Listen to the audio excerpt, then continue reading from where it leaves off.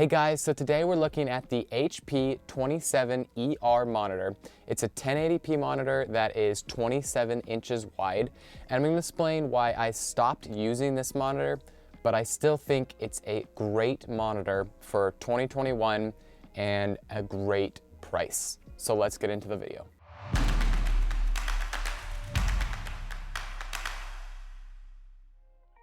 Okay, so the two top videos on my YouTube channel are about monitors.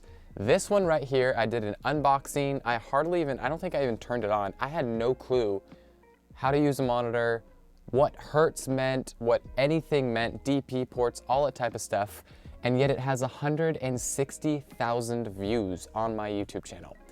And it's kind of embarrassing because this was 2 years ago. I had no clue what I was doing. I barely even knew how to film a video. And yet I made it and it goes kind of viral for me. So I thought, why don't I do a full review? And there was a lot of comments on that video of, what about this? What about this? Does it have this? Does it have this? All of these different comments. And so I kind of grouped those together, and I'm gonna give you all those details today in that video, and also just explain why I stopped using this monitor, but it's still a great monitor for its price. So first off, let's get into the build of it. It is a thin monitor, and HP actually says it's their thinnest monitor yet. And you can see right here, let me line it up. It is a super thin monitor, about 1/4 inch wide. At the bottom here, it gets a little bit wider, inch and a quarter. And then you have a very slim and small stand. Now, that's nice because you can actually just stick that right up against a wall. You can have it in the open and it looks nice. It's a nice white back. I believe they make a black one as well, but the white one is really the only one you can find. They're also kind of hard to find on Amazon. I'll have a couple links in the description. They kind of discontinued, but you can still buy it new at certain places. It's kind of weird. So build quality is great. You do have a little bit of a wobble, as you can see right here. It's not bad, but if you do move the table, it is gonna give a little bit of a shudder. The stand literally just pops on and off. It's very easy to put together and assemble. There's a little 1/4 inch screw at the bottom. You'll put that onto the stand and then clip the stand onto the monitor, and that's it. You pull off the screen protector, you plug it in, and you're done. It's super easy setup. It is a gloss screen, so it's not a matte finish. It does reflect though. If you have it next to a window, it reflects pretty bad. If you have it in a darker room or room that you don't have windows on or many lights, it works perfectly fine. But again, for the price, which is about $150, you can find it anywhere from $120 to $180, just depends on where you buy it. Like I said, it might be discontinued certain places, but I'll have the links down in the description. So a gloss finish, which is kind of annoying.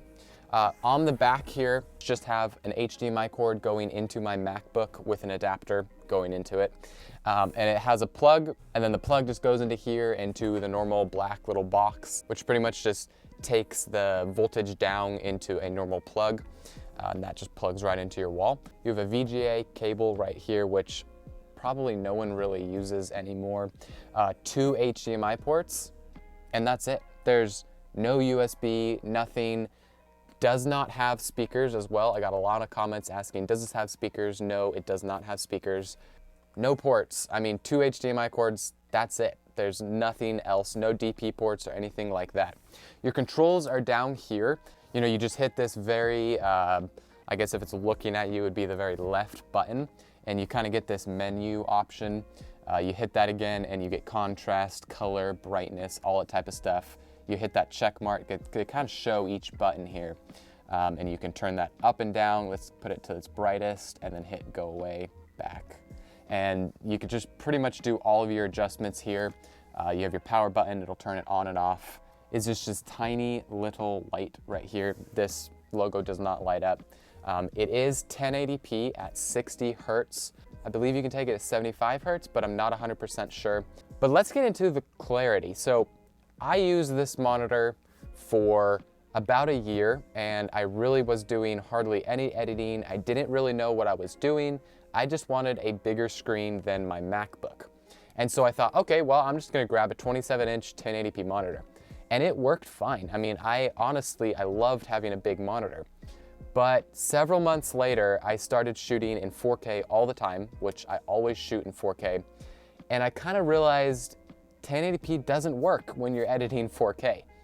And it was blurry. You can see your little words, your apps. They all don't look clear because it's a big screen at 1080p.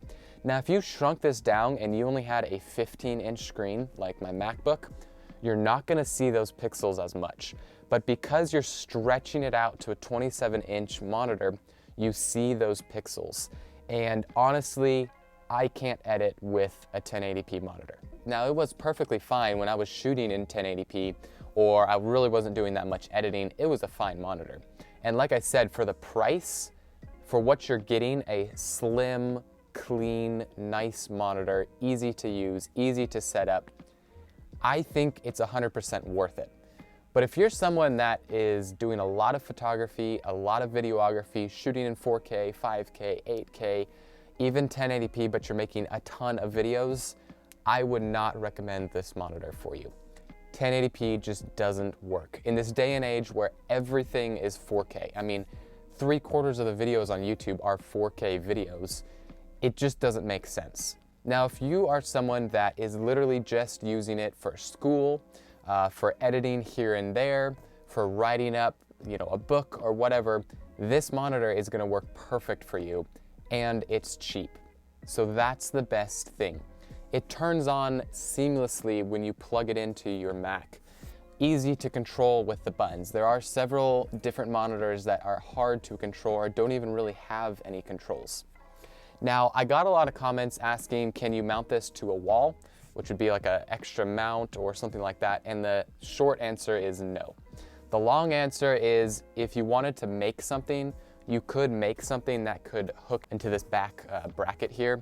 It just has a 3/4-inch screw at the bottom. You could unscrew that, put it on some sort of wood stand, screw that screw back in, and you could make it work, but it's not gonna work because that stand is pretty cheap. So if you went to move the monitor, you might break it off the wall or something. So no, you can't mount that on a wall. Otherwise, it looks great. And a lot of people that commented say they have this monitor and like it. A lot of people really like this silver down here. You have very thin bezels as well. That screen goes pretty close to the edge of the monitor. And it's a nice looking monitor. But like I said, I don't use 1080p, and probably more than half of you guys wouldn't like a 1080p monitor. So if you're someone that wants a big screen but doesn't want to pay for it, you just have 120, 150 bucks, then get this monitor. The link's down in the description. Buy it now. It will help you having a bigger screen. But if you're someone that is way into photography, videography, doing high-end stuff, do not buy this monitor. Get a 4K monitor. So both videos, like I said, that are kind of popular on my YouTube channel will be linked in the description as well. I'm coming out with another monitor video of a 4K monitor that I use right now. It's called the Philips 27-inch 4K monitor. Awesome monitor. I've used it for about 1.5 years now, and it's great. I'm gonna be doing a full review on that as well. And then I'm gonna be comparing 4K to 1080p on a separate video. Just the differences, what you want, budget-wise, 4K-wise. They're both 27-inch monitors. Both those videos are dropping on my YouTube channel, hopefully in the next couple weeks. So consider subscribing and hitting that bell if you want to check that out. The pixels, they just bothered me though. Okay, well, I'll see you back in another video. Thanks for joining me here, and hopefully this video helped you out.